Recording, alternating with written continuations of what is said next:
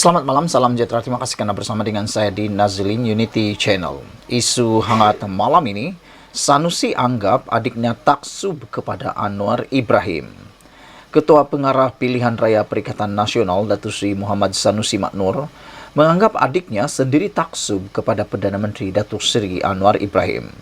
Menteri Besar Kedah itu berkenan membangkitkan hal itu dalam satu ceramah PN yang kemudiannya tular di media sosial. Malah, dakwa Sanusi, ayahnya juga telah meminta adiknya itu untuk menghentikan sokongan kepada Anwar, tetapi tidak dipatuhi.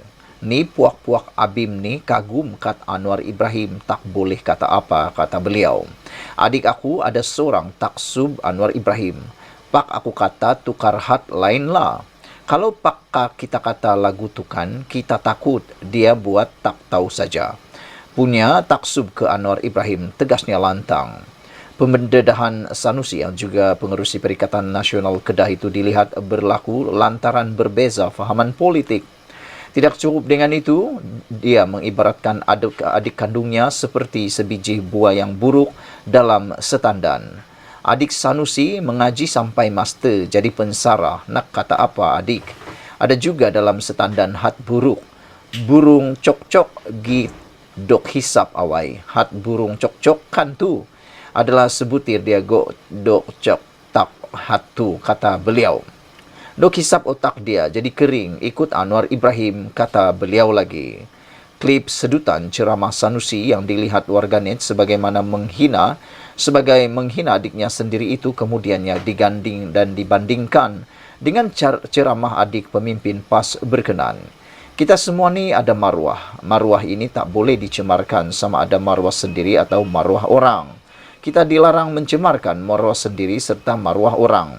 Antara hukum yang diturunkan Allah dan keras untuk menjaga maruah ini adalah hukum qazaf, kata adiknya dengan gaya berucap yang tenang dan jauh berbeza dengan Sanusi.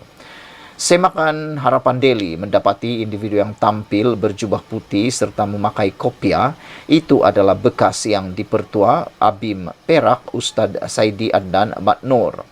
Menurut kenyataan Abim semalam, penguasa Taman Asuhan Kanak-Kanak Islam Taski, Abim itu merupakan insan yang budiman, lemah lembut, tidak banyak bicara dan mudah tersenyum sesuai dengan pendidikan agama dan kerja beliau sebagai pensyarah.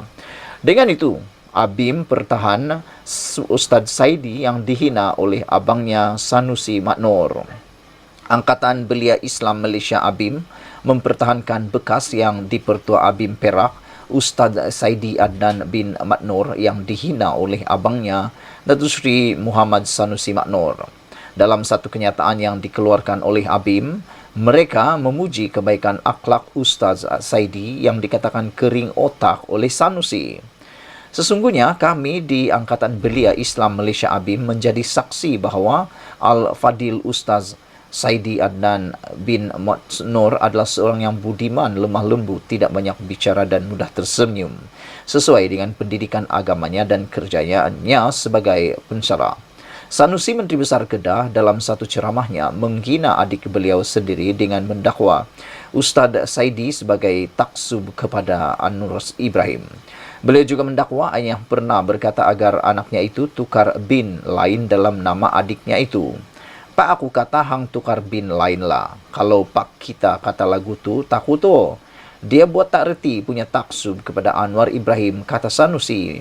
Mengaji sampai master jadi pensarah, kata beliau lagi. Sehingga hari ini adik beliau, Ustaz Saidi, belum buat sebarang kenyataan mengenai penghinaan dari abangnya yang juga Ketua Pengarah Pilihan Raya PAS itu. Menurut kenyataan Abim Pusat itu, Ustaz Saidi adalah mantan yang dipertua Abim Perak turut mengusahakan Taman Asuhan Kanak-Kanak Islam Abim selain merupakan imam di masjid dan sering menyampaikan kuliah agama. Sedari awal aktif dalam Abim sehingga kini, beliau terus aktif menggerakkan program-program bakti dan bantuan kepada masyarakat yang memerlukan. Katanya, Abim konsisten menekankan pemikiran sederhana bahawa perbezaan pandangan politik tidak sampai membawa perbezaan akidah.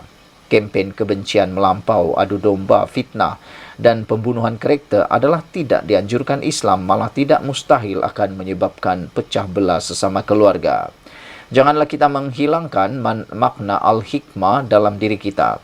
Tidak perlu marah-marah kerana tak kala ada yang meniup bara api kebencian yang akan terbakar adalah umat ini. Moga Allah lindung keluarga kita dari perpecahan asbab siasat kata kenyataan itu.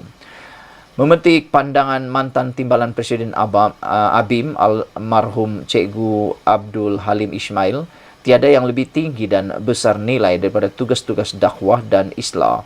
Gerakan dan jemaah masih setia dengan dakwah, tarbiyah dan islah. Teras gerakannya masih tetap dakwah, tarbiyah dan islah. Politik adalah satu jalur kecil di jalur lebar dakwah. Sekian dulu untuk kali ini. Jangan lupa tinggalkan komen anda, tekan butang subscribe. Tentang isu yang memang hangat sekarang ini, beza akhlak adik Menteri Besar Kedah dengan menganggap Sanusi anggap adiknya taksub kepada Anwar Ibrahim, dipetik daripada Harapan Daily, dan juga ABIM mempertahankan Ustaz Saidi yang dihina oleh abangnya Sanusi Maknur. Kita jumpa lagi. Bye-bye. Selamat petang, salam sejahtera. Terima kasih kerana bersama dengan saya di Nazilin Unity Channel. Ini satu lagi kejutan daripada Anwar Ibrahim yang pastinya akan mengganggu-gugat para musuh-musuh beliau. Anwar Ibrahim hari ini menyasarkan Malaysia tersenarai 30 ekonomi terbesar dunia. Kerajaan menyasarkan Malaysia untuk berada di kedudukan 30 ekonomi terbesar dunia dalam jangka masa sederhana, kata Perdana Menteri Datuk Seri Anwar Ibrahim. Perdana Menteri berkata, yang antara 7 sasaran utama dalam penstrukturan semula ekonomi negara melalui ekonomi madani yang mahu dicapai sebelum tempoh 10 tahun. Beliau yakin Malaysia mampu mencapai sasaran besar itu dengan meneladani negara yang pernah berdepan kejatuhan, namun tangkas dan bangkit semula ke hadapan. Mahu tahu tidak, kita mesti menjadi jaguh ekonomi serantau. Kita perlu punyai minda global dan mengutama pengantarbangsaan ekonomi, kata Datuk Seri Anwar Ibrahim.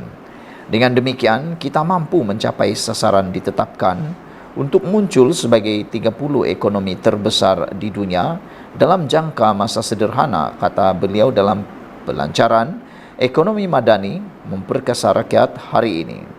Selain itu, 6 sasaran lain yang mahu dicapai kerajaan sebelum tempoh 10 tahun, termasuklah memastikan indeks daya saing global di tangga ke-12 teratas dunia. Ketiga, peratusan pendapatan buruh mencapai 45% daripada jumlah keseluruhan pendapatan. Keempat, kadar penyertaan wanita dalam tenaga buruh mencapai 60%. Kelima, indeks pembangunan manusia di tangga 25 teratas dunia. Keenam, indeks persepsi rasuah di tangga 25 teratas dunia. Ketujuh, kemampanan fiskal dengan dasar fiskal mencapai 3% atau lebih rendah.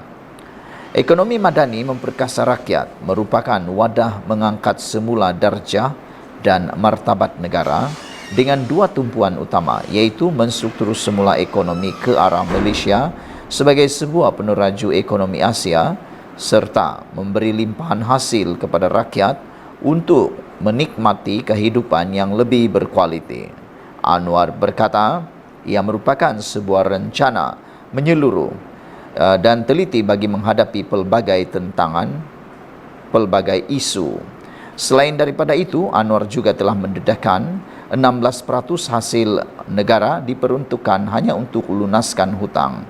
Ini satu pendedahan yang paling mengejutkan kita apabila Anwar Ibrahim memberitahu negara terbeban dengan hutang yang membengkak sehingga 16% hasil negara diperuntukkan hanya untuk melunaskan hutang.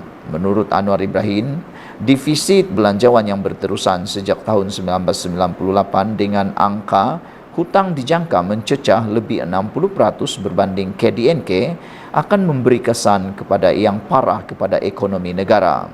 Kata Menteri Kewangan itu, gejala tersebut dikuatiri akan mengekang keupayaan kerajaan menumpu kepada pembangunan yang akan menjamin keselesaan rakyat termasuk pelaburan awam serta penjanaan kebolehupayaan ekonomi. Pendapatan garis kemiskinan telah disemak semula pada 2019 dan berikutan pandemik COVID-19 tahap kemiskinan melonjak ke 2 angka. Kemungkinan gejala ini telah menyebabkan kesenjangan melebar dan muncul golongan mahakaya ketimbang jumlah kemiskinan yang bertambah dengan simpinan yang kian mengecil. Laporan survei gaji dan upah 2021 yang mendedahkan kemelut akibat gaji yang rendah khususnya menyangkut golongan muda berumur 24 tahun ke bawah. Gaji bagi separuh pekerja Malaysia kurang daripada RM2,250 sebulan. Belia khususnya graduan berhak meraih pendapatan bermakna, kata Anwar Ibrahim. Anwar juga berkata Malaysia telah terperangkap dalam kitaran ekonomi yang berbahaya disebabkan kos tinggi, gaji rendah, keuntungan rendah dan kurang nilai daya saing. Hakikatnya, kata Anwar Ibrahim, apa yang diwar-warkan dari cita-cita wawasan 2020 dan janji-janji mulut sebelumnya tidak tercapai. Setelah mengambil kira keretakan struktur ekonomi yang ditambah dengan kelemahan tata kelola dan keterlanjuran elit pemerintah, ia menuntut kerajaan melakukan perubahan atau anjakan yang bermakna. Amat dikesalkan andai kata terdapat kalangan yang mahu mempertahankan amalan bobrok dan dasar yang telah terbukti menyebabkan negara menggelongsor ke bawah atau hampir kecundang, ujar beliau lagi. Sekian dulu untuk kali ini. Jangan lupa tinggalkan komen Anda, tekan butang subscribe. Kita jumpa lagi. Bye-bye. Selamat petang, salam sejahtera. Ini pengumuman sendiri daripada Datuk Seri Anwar Ibrahim yang paling menarik perhatian kita. Kerajaan peruntuk tambahan RM800 juta selesai isu bekalan air di Kelantan dan di Sabah.